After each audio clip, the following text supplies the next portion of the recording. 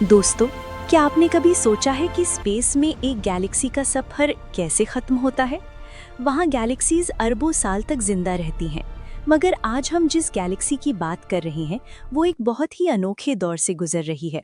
इस गैलेक्सी का नाम है ESO 137-001। लोग इसे प्यार से जेलीफिश गैलेक्सी कहते हैं। इसके पीछे आपको ये जो लंबी लंबी नीली लकीरें दिख रही हैं, ये बिल्कुल किसी जेलीफिश के टेंटिकल्स जैसी लगती हैं। लेकिन ये लकीरें सिर्फ दिखावट के लिए नहीं है। असल में ये गैलेक्सी स्पेस में एक बड़े क्लस्टर के बीच से बहुत ही तेजी से गुजर रही है। इस तेज रफ्तार की वजह से इसके अंदर की सारी गैस पीछे की तरफ खींची जा रही है, बिल्कुल वैसे ही जैसे तेज हवा में हमारे बाल पीछे उड़ने लगते हैं। जो आपको ये लंबी नीली पूंछ दिख रही है, ये दरअसल वो गैस है जो गैलेक्सी से छीन ली गई है। लेकिन यहाँ एक बहुत ही अजीब चीज हो रही है। गैलेक्सी के अंदर से जो गैस बाहर निकल रही है वो इतनी दबाव में है कि वो बाहर निकलते निकलते नए सितारे पैदा कर रही है। इन्हें हम ऑर्फन स्टार्स यानी अनाथ सितारे कहते हैं। सोचिए, एक सितारा पैदा हो रहा है ऐसी जगह जहां कोई गैलेक्सी नहीं है। इन सितारों का कोई घर नहीं है, इनका कोई परिवार नहीं है। ये सितारे हमेशा के लिए अंधेरे स्पेस में अकेले भटकने के लिए पैदा हुए हैं। इनकी किस्मत में सिर्फ तन्हाई लिखी है। अगर इन सितारों के पास कोई प्लैनेट होता तो वहाँ के लोग कभी भी अपनी गैलेक्सी को नहीं देख पाते। उनके लिए आसमान हमेशा काला और खाली होता। साल 2026 में जेम्स वेब टेलीस्कोप ने हमें कुछ ऐसा बताया जिसने साइंटिस्ट्स को हैरान कर दिया। जेम्स वेब ने देखा कि इन टेंटिकल्स के अंदर कार्बन और हाइड्रोजन के विशाल बादल हैं।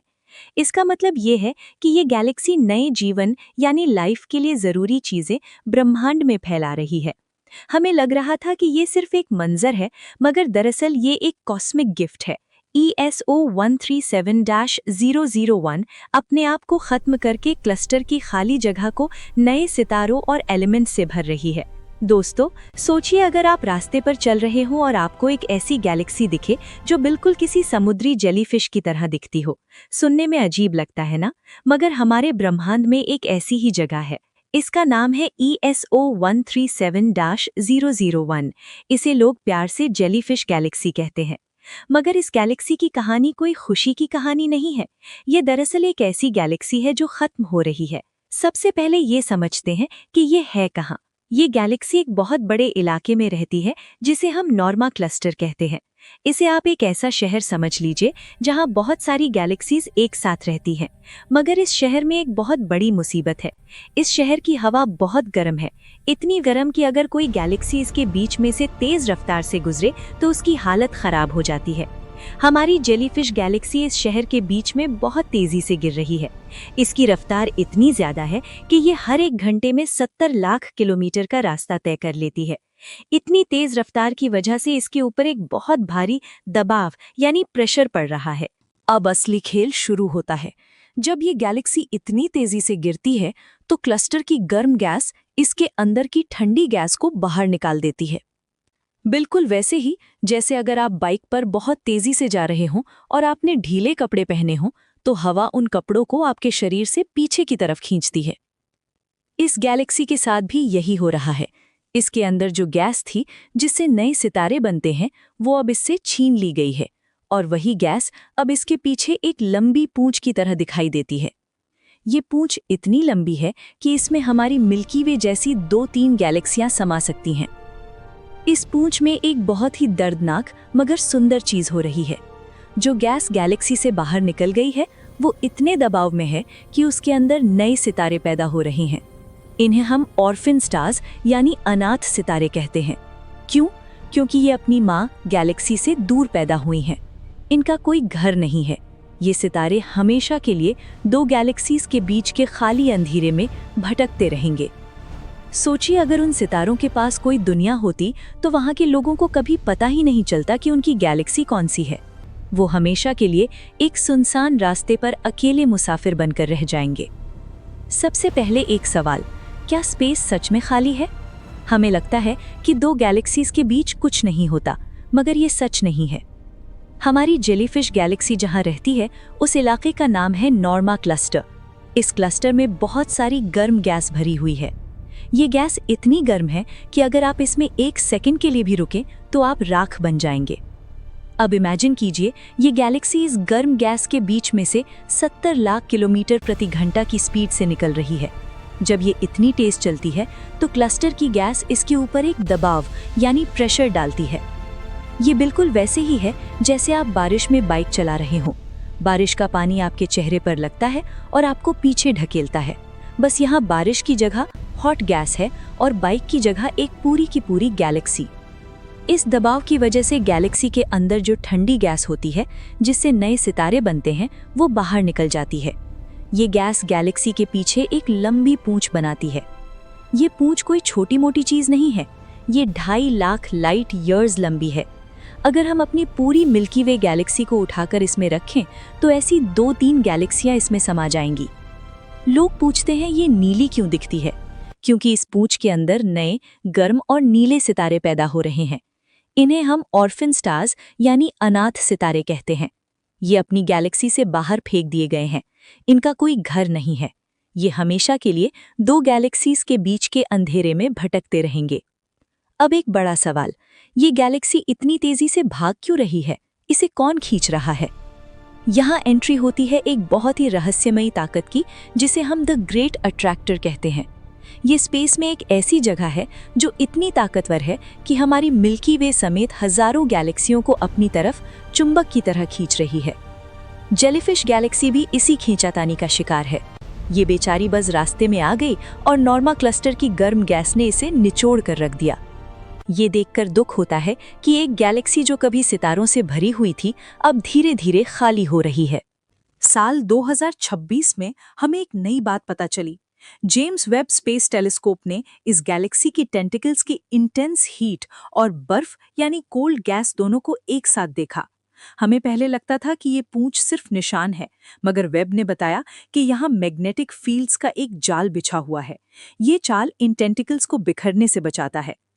इसका मतलब ये है कि अंत के इतने करीब होने के बावजूद ये गैलेक्सी नए सितारों को पैदा करने की कोशिश कर रही है।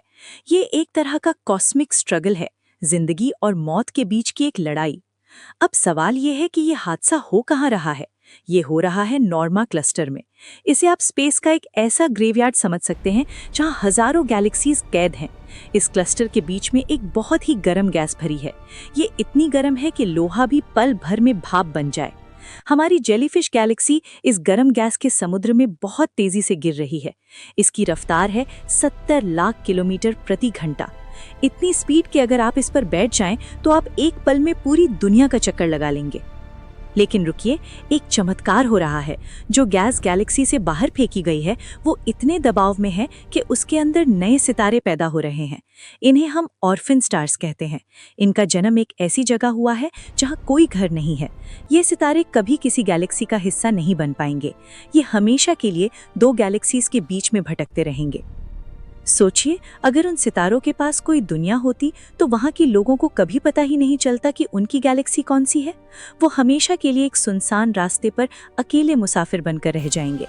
क्या पता, शायद उन अनाथ सितारों के प्लैनेट पर भी कोई लाइफ हो, मगर वो हमेशा के लिए हमसे और अपनी गैलेक्सी से जुदा रहेंगे। साल 2026 में जेम्स वेब स्पेस टेलीस्कोप ने एक और हैरान करने वाली चीज देखी। इस जेलीफिश गैलेक्सी के बीच में एक बहुत बड़ा सुपरमैसिव ब्लैक होल है। आमतौर पर ब्लैक होल गैलेक्सी को बनाए रखता है, मगर यहाँ ब्लैक होल भी कुछ नहीं कर पा रहा। क्लस्टर की ताकत इतनी ज्यादा है कि ब्लैक होल के पास जो गैस होनी चाहिए थी वो भी छीन ली गई है। हमने हमेशा गैलेक्सीज को एक स्थिर और शांत ढांचे के रूप में देखा है, मगर यूनिवर्स में ऐसे एक्सट्रीम एनवायरनमेंट्स हैं जहां फिजिक्स के नियम गैलेक्सीज की शक्ल ही बदल देते हैं। मिलिए ESO 137001 से, जिसे हम जेलीफिश गैलेक्सी कहते हैं। ये गैलेक्सी हमारी धरती से 220 लाइट ईयर्स दूर नॉर्मा क्लस्टर में स्थित है। लेकिन इसका जेलीफिश जैसा दिखना कोई इत्तेफाक नहीं है। ये एक विशाल गैलेक्टिक एग्जीक्यूशन का नतीजा है। सबसे पहले समझते हैं इसके माहौल को। ये गैलेक्सी एबिल 3627 नॉर्मा क्लस्टर के सेंटर की तरफ गिर रही है। 2 गैलेक्सीज के बीच की जगह खाली नहीं होती। क्लस्टर के अंदर एक बेहद गर्म और डेंस गैस भरी होती है, जिसे ICM कहते हैं। इसका तापमान 10 मिलियन डिग्री सेल्सियस तक हो सकता है। ये गैस इतनी गर्म है कि ये सिर्फ एक्सरेज में ही दिखाई देती है। जब ESO 137001 इस डेंस आईसीएम के बीच से 7.2 मिलियन किलोमीटर प्रति घंटे की रफ्तार से गुजरती है, तो क्लस्टर की गैस एक दीवार की तरह इससे टकराती है। इसे एक सिंपल इक्वेशन से समझा जा सकता है। दबाव is equal to density multiplied by velocity squared. क्योंकि गैलेक्सी की रफ्तार बहुत ज्यादा है, इसीलिए उस पर पड़ने वाला प्रेशर इतना ताकतवर हो जाता है कि वो गैलेक्सी की अपनी ग्रेविटेशनल पुल को हरा देता है। इसका नतीजा गैलेक्सी के अंदर की ठंडी इंटरस्टेलर गैस जो सितारे बनाती है, बाहर झटक दी जाती है। ये बिल्कुल वैसे ही है जैसे एक तेज आंधी किसी पेड़ से उसके सारे पत्ते छीन ले। जो हमें टेंटिकल्स दिखते हैं, वो दरअसल वही स्ट्रिप्ड गैस है जो पीछे छूट रही है।